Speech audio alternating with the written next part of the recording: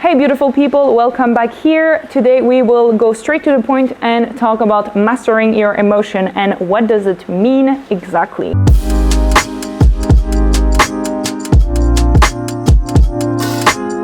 Let's be honest, if you're looking at ways to master your emotions, it means that you're not really comfortable either with your emotions, with how you feel, with yourself, with what arises on a daily basis. First of all, watch until the end because I have some bonus points for you, some takeaways and some notes as well. So watch until the end, you won't be deceived. Woohoo! I think there's two approaches that we have in terms of uncomfortable feelings and when we have bad emotions arising within us. There's like two ways that we deal with, and those two ways are escaping or calming. And those two ways are not the ones I'm going to talk today about, but I'm going to talk about a third method that is more of a long-term strategy. First of all, what is escaping? Well, escaping is when something uncomfortable arises, we try to either numb it or try to do something else, distract ourselves. So escape is a lot about distraction. It can be watching Netflix, it can be drinking, it can be seeing friends. There's a lot of tools in order to distract ourselves from emotions. And although this is a valuable way to deal with it, I mean, you can do it, obviously, even I do it from time to time. There's nothing wrong with that, but it's more of a quick fix thing. It won't allow you to fully feel better because sometimes, you kind of distract yourself, but the emotion is still running on the background. Have that happened to you before?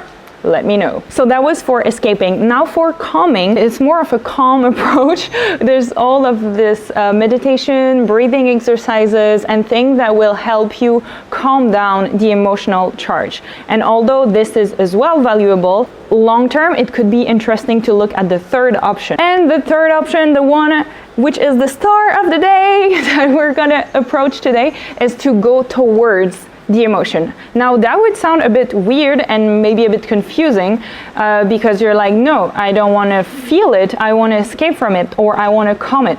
That is good, those are valuable, but this third strategy is the one that would really help you in a long-term scenario, and we will see why and how to do it today. So what does it mean to go towards an emotion? What does it mean to meet an emotion? Just quickly for this video, the idea in meeting is that you build trust within yourself and you build strength, because the more you welcome how you feel, the better you will feel and the shortest the emotion will actually last.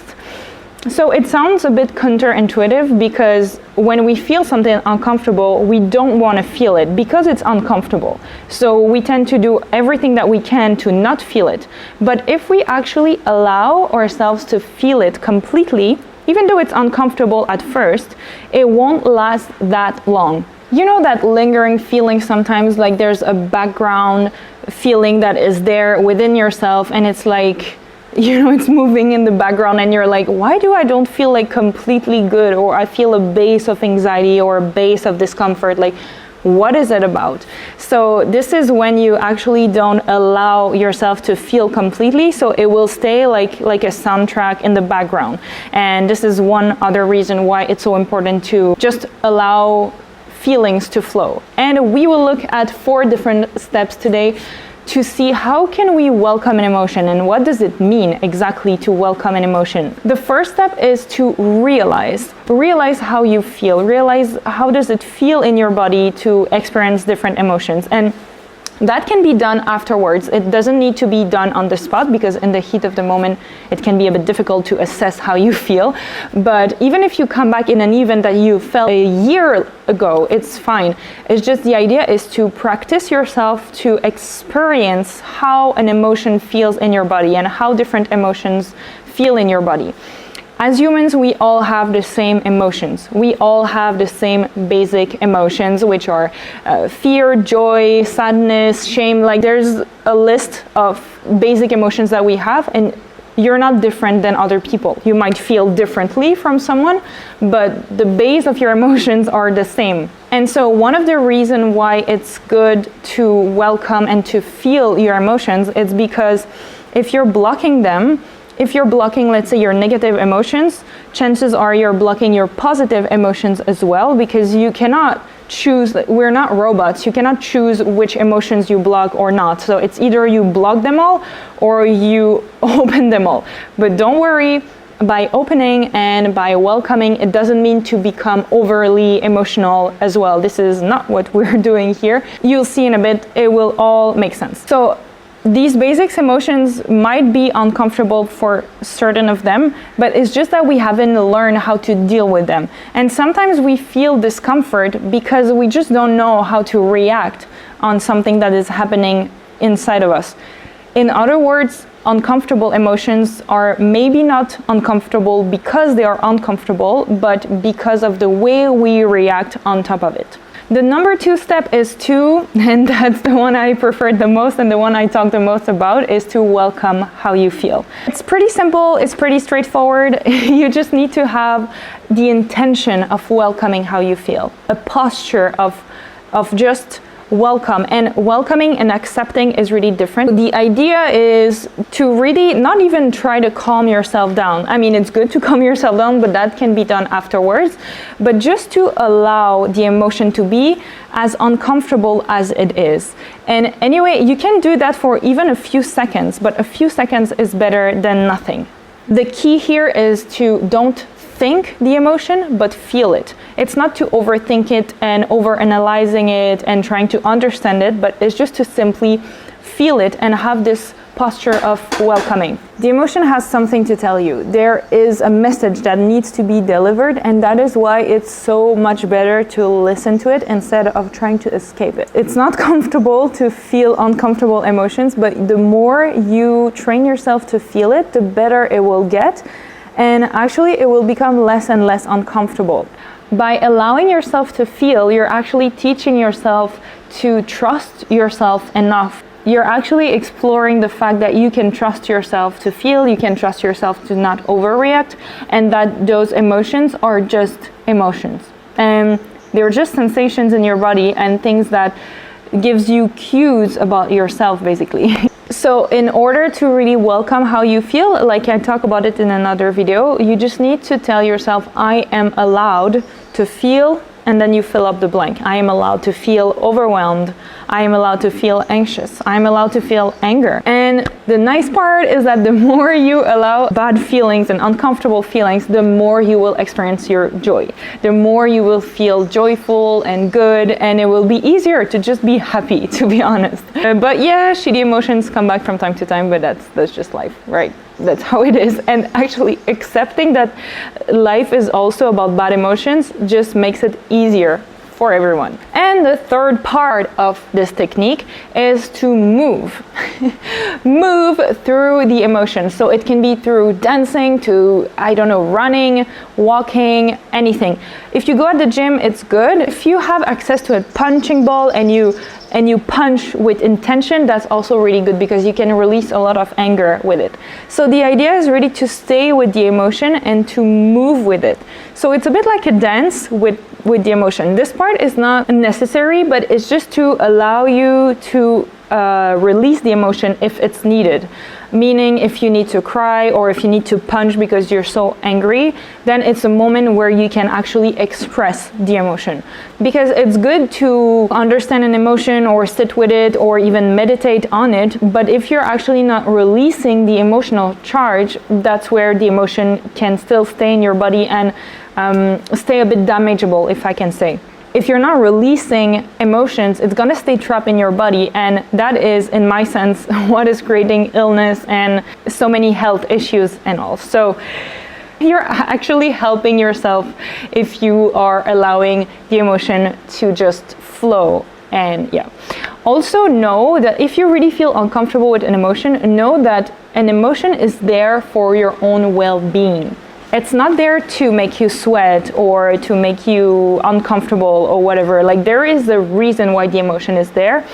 And the final aim of that emotion is actually for you to feel better. And that is why the emotion is there at the first time. It's there to tell you like, hey, something needs to be changed. About ways to release anger, I have a video as well. I will link it down below. Now the fourth step is actually you can assess whatever you went through, so realize, welcome, and move. And how to do that, you can journal about it or record yourself with audio recorder if you don't like to write down. I do have some questions, some journaling questions down below here in the description box. So check them out. It's free, just take them, and that's just gonna help you in the process. Of course, you can journal before this whole strategy, but it's good to assess it afterwards, but that's up to you. After you assess the emotion is one thing that you can do, but again, it's optional. It's to write a small action plan. So sometimes emotions, they want us to simply move and do things, and there's something you need to change or whatever. So is there a place you should leave? Is there a person you should avoid? Is there a job you should quit? Like those are small actions that you can write down. Obviously, you don't need to quit your job. It's just that acknowledging what the emotion would like you to do will help you to also connect with the emotion and understand why it's there. Now, as for an action plan, it can be super simple. It could be super easy. It could be just to go take a shower, just to, clear things up and everything. It's just if you take an action after going through this process, it's like telling the emotion, what you tell me is valuable, here's what I'm gonna do about it. So you can see it as kind of a conversation with the emotion, like the emotion is telling you something and you're actually deciding to act on it, and you're like, okay, I got you, I'm gonna do this, that. So this is why the action plan it's an interesting step, but it's not necessary. Now we are at my favorite part of the video. Thank you for staying that long. We have some bonus points. Takeaways for today. First thing, it's hard to change your whole approach about emotion and change your whole relationship to yourself and your own feelings. So I get that, and that is why just doing these steps that I mentioned, it's okay to do it even once a month. Even for a few seconds, even if you don't have time to really sit down and assess and journal, it's fine. If you take even 2 seconds, let's say in the washroom when you're at work, like that's already good. That's already enough. Just to take 2 seconds of like, okay, how do I feel right now? Oh, I feel like that. Okay, I am allowed to feel this way. Oh, that's true. I'm allowed to feel this way. And then see what comes up. And really, like small moments, small steps like these will change everything. And the more you do it again, the easier it will get, and the more you will actually want to do it because you will see how beneficial it is. Just try to find small moments where you connect with yourself, especially when you're feeling a negative emotion. Like try to see, what are my patterns? What comes up when I have a negative emotion? What do I do? Do I straightly go towards watching videos, or what do I do? How do I feel and all? And try to welcome that as well. So try to find moments to connect with yourself, especially when you have negative feelings or negative vibes, and just allow them to be before even meditating or changing anything. Bonus number 2, days where you do nothing are essential and sacred and so nice. Sometimes I just, this werewolf thing, I think it doesn't exist. For me, it's a potato. Like I turn myself into a potato. Sometimes I just become a potato for the whole day. And that's just amazing. And that allows me to recharge everything, emotionally, physically, everything, because we do so much in a week. So when you recharge your batteries, it feels so good to do nothing. Also, another bonus is to be patient with yourself. Now, I get you if you're not patient with yourself. I understand, because gosh, I used to be so impatient with myself, and the best thing to do when you're impatient with yourself is actually to welcome that you're impatient with yourself and be like, okay, I'm impatient with myself, I'm welcoming that as well. And if you're impatient about the fact that you're impatient, then you can welcome that as well, and you can see how far that goes. It's totally fine to be impatient and not feel happy about this process, but just try to welcome it as it is, and you will see that it will change. Know that when you feel bad, it's not you who is bad, it's just an emotion. Such important key is that, I know it sounds weird and you really need to experience it in order to understand it, but the more you allow yourself to feel, the easier and the faster it will pass. Because the emotion will understand that you got the message. So the emotion will be like, oh, okay, thank you. Like he or she got the message. My job is done.